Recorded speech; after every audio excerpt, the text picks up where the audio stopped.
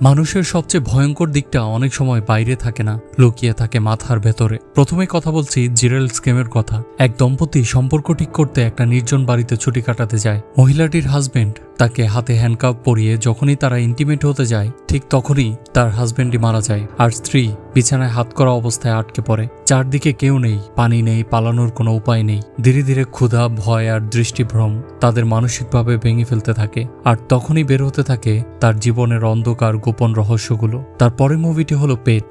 এক লোনলি লোক অনেক বছর পর তার ক্র্যাশের সাথে দেখা করতে যায়, কিন্তু মেয়েটি তাকে ইগনোর করায় সে পুরোপুরি ভেঙে পড়ে। একদিন সে মেয়েটাকে গোপনে কিডন্যাপ করে নিজের কাজের জায়গার নিচে আন্ডারগ্রাউন্ডে একটি কেসের মধ্যে আটকে রাখে। প্রথমে মনে হয় ছেলেটাই মনস্টার, কিন্তু স্টোরি যত সামনে এগোতে থাকে ততই রিভিল হয় যে মেয়েটার ভেতরেও লুকিয়ে আছে ভয়ঙ্কর এক ডার্ক সাইড। আর শেষের টুইস্ট পুরো মুভিটাকে উল্টে দেয়। পরের মুভিটি হলো অস্কার উইনিং একটি মুভি, প্যারাসাইট। এক গরিব পরিবার ধীরে ধীরে এক ধনী পরিবারের বাড়িতে চাকরি নিতে শুরু করে। তারা খুবই চালাকির সাহায্যে পুরো বাড়িটার কন্ট্রোল নিজের হাতে নিতে চায়। সবকিছু ঠিকঠাকই চলছিল, কিন্তু বেসমেন্টের ভেতর লুকানো এক ভয়ঙ্কর সিক্রেট সবকিছু চেঞ্জ করে দেয়। এরপর লোভ, মিথ্যা আর বেঁচে থাকার এক যুদ্ধ শুরু হয়। শেষে মুভির এমন শকিং এন্ডিং দেখা যায় যা অনেক দিন আপনার মাথা থেকে যাবে না। এই তিনটা মুভি একটা জিনিস প্রমাণ করে যে সবচেয়ে ডেঞ্জারাস মনস্টার অনেক সময় মানুষ নিজেই। তো জানাতে ভুলবেন না কমেন্টে, আর চ্যানেলটিকে সাবস্ক্রাইব করে পাশে থাকুন।